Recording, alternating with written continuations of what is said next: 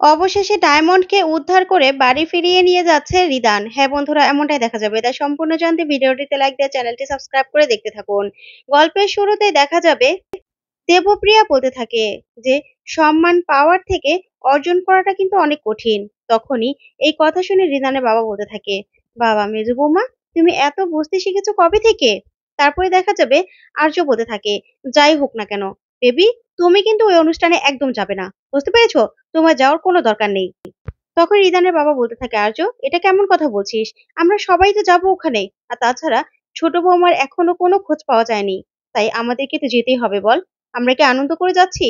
তখন এই কথাতে আর্য বলতে থাকে, আমি জানি না, আমি কিছুতেই কিছু জানি না। বেবি, তুমি যাবে না, একদম যাবে না। তখন কুকু বলতে থাকে, আর্য, তুমি এরকম করছো কেন? আর তাছাড়া আমরা যাবো তো, আমরা সবাই মিলে যাব। এটাই তো ঠিক হয়েছিল।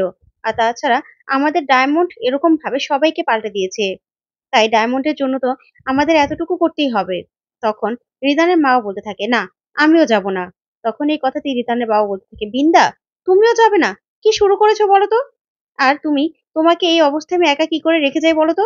তখনই বড় বৌদি বলতে থাকে, তুমি যাও, চিন্তা করো না, আমি বিন্দার সাথে আছি, ঠিক আছে?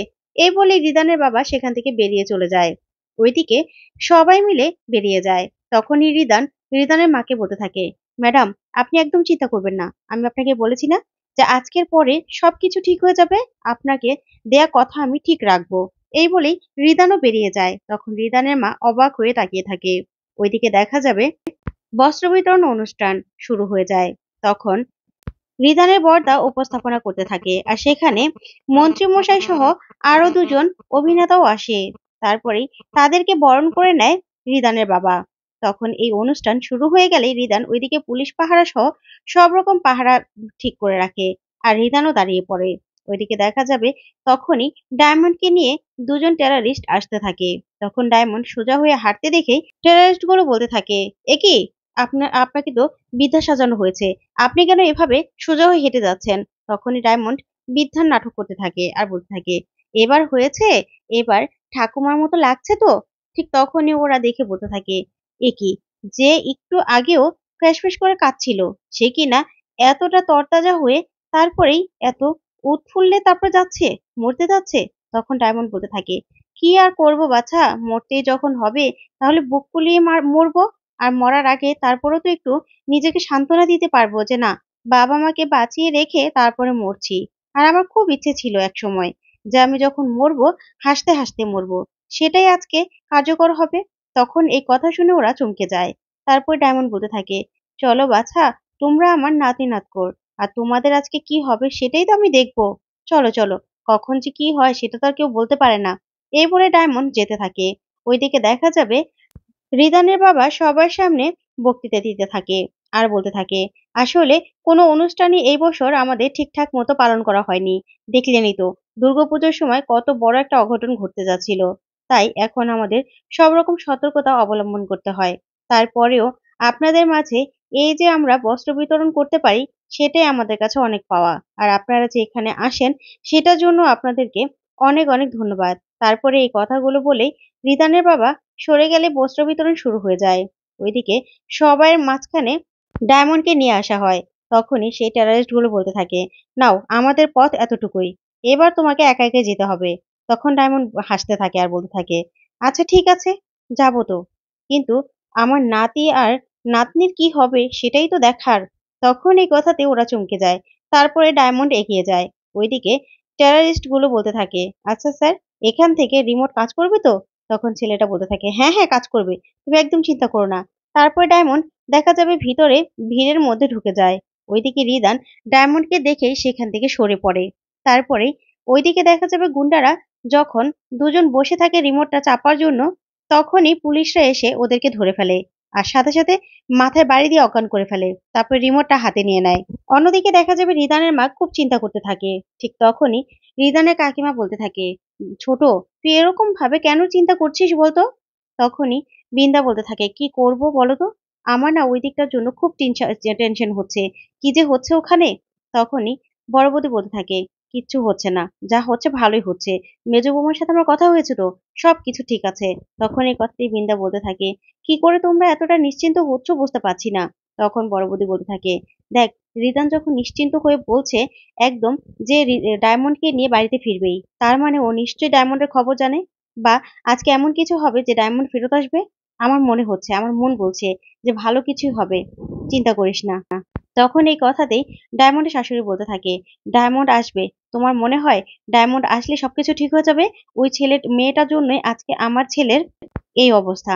আমার ছেলেটার স্মৃতি নেই। যদি ওর স্মৃতিটাই ফিরে না আসে, তখন তখন সবকিছু কি করে ঠিক হবে বলো তো? আমার ছেলেটা আমাকে ম্যাডাম ম্যাডাম বলছে। তখনই রিদানের কাকিমা বলতে থাকে, বিন্দা তুই এত চিন্তা করিস না তো, সবকিছু ঠিক হয়ে যাবে দেখবি। আর ডায়মন্ডকে কেন তুই দোষারোপ করছিস? ওর ওর সাথে, হ্যাঁ, ওর দোকান উদ্বোধন করতে গিয়ে না হয় রিদানের আজকে এই অবস্থা হয়েছে। যদি অন্য কোথাও রিদানের এই অবস্থা হতো, তখন তখন কাকে দোষারোপ করতি? তখন এই কথাতেই রিদানের মা চমকে যায়। তারপরে রিদানের কাকিমা বলতে থাকে, মেয়েটাকে আর দোষারোপ করিস না, মেয়েটা তোকে বড্ড ভালোবাসে। তখন রিদানের মা বলতে থাকে, আমিও তোকে অনেক ভালোবেসেছিলাম, অনেক ভালোবেসে কাছে টেনে নিয়েছিলাম। তখন এই রিদানের কাকিমা বলতে থাকে, মেয়েটাও তোকে বড্ড ভালোবাসে, এই পরিবারটাকে ভালোবাসে, তাই মেয়েটাকে আর তুই দূরে সরিয়ে রাখিস না। দেখবি আজকে ঠিক রিদান ডায়মন্ডকে নিয়ে ফিরবে, ঠিক ফিরবে, তুই একদম চিন্তা করিস না।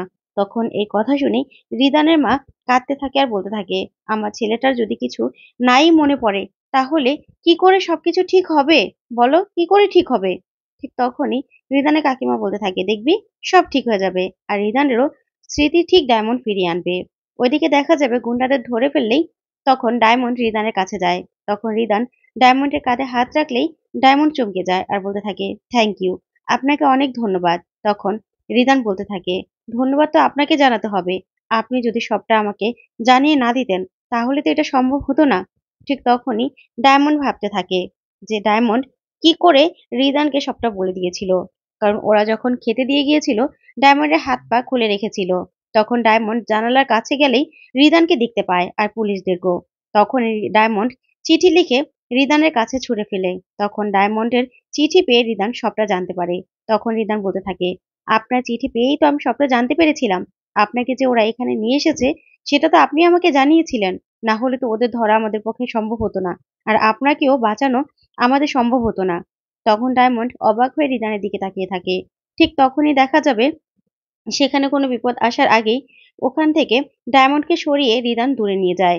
তারপরে রিদানের ডায়মন্ডের কাছ থেকে যে বমগুলো লাগানো ছিল সেগুলো ছুঁড়ে দূরে ফেলে দেয়। তারপরে ডায়মন্ডকে বাঁচিয়ে নিয়ে আসলেই তখন রিদানের বাবা সহ সবাই খুব খুশি হয়ে যায়। তারপর বলতে থাকে, ছোট বৌমা, তুমি তুমি তখনই ডায়মন্ড বলতে থাকে, হ্যাঁ বাবা আমি। তারপরে ডায়মন্ডকে সসম্মানে রিদান বাড়িতে ফিরিয়ে নিয়ে যায়। আর রিদানেরও তখন স্মৃতি ফেরানোর জন্য ডায়মন্ড অনেক চেষ্টা করতে থাকে। তো বন্ধুরা, এবার কি তাহলে ডায়মন্ডকে বাড়ি ফিরিয়ে নিয়ে যেতেই রিদানের স্মৃতি ফিরে আসবে? তোমাদের কি মনে হয়? অবশ্যই কমেন্ট করে জানাতে ভুলবে না। ধন্যবাদ।